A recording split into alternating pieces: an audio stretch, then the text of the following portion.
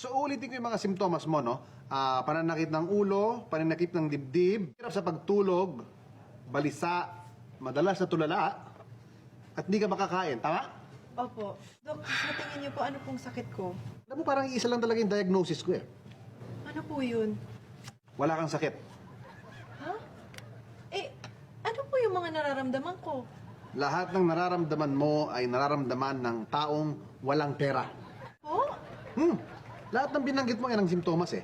At meron pa akong isang simptomas na nakikita sa'yo na nakakaapekto sa pakikitungo mo sa ibang tao.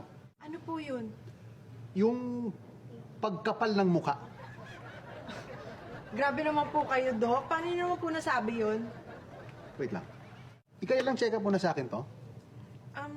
Mga pangatlo na po. Nakapagbayad ka na ba doon sa iba? Hindi pa po. Di ba? Ang kapal ng muka.